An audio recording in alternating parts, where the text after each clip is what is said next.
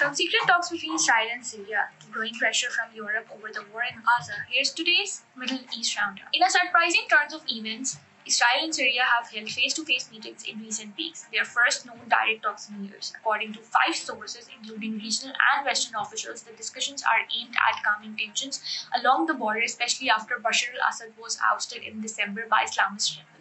While Syria denies any direct negotiations, multiple rounds of in-person meetings are said to have taken place in the border region, even inside Israeli-controlled territory. The talks focus on joint security and preventing future clashes, though sources say they could open doors to deeper political understandings in the future. Washington is reportedly backing the effort, with a recent meeting between President Trump and Syria's interim leader Ahmed al-Shara seen as a key moment in this policy shift. As regional dynamics evolve, French President Macron is also leaning towards recognizing a Palestinian state, a move that could shake up European and transatlantic diplomacy. France and Saudi Arabia are co-hosting a major UN conference next month to lay out a roadmap for Palestinian statehood. Macron's advisors say the time for symbolic gestures is over and that irreversible and concrete steps are needed. If France goes ahead, it would become the first major Western power to recognize Palestine, potentially bringing other EU states along. But critics warn it could backfire without real measures like sanctions or trade bans. Israel has been lobbying hard against the move and warns it could damage bilateral ties with France. Germany, historically one of Israel's closest allies, is now voicing some of the strongest criticism against. Foreign Minister Johann Wadephul has warned that Germany will not export weapons that could violate human law, and Chancellor says recent airstrikes on Gaza are no longer justified or comprehensible.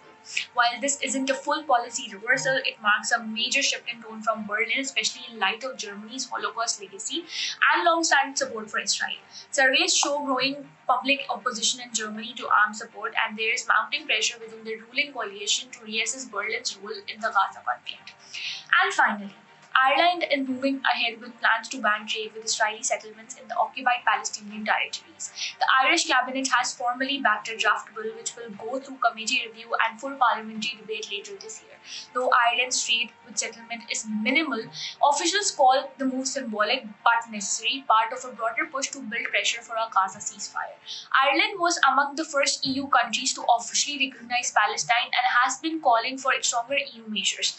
The proposed ban follows Britain's pause on trade talks with Israel and the EU's own review of its Israel relations. That's it for now. For more updates and in-depth analysis, don't forget to like, share, and subscribe to DawnNews English.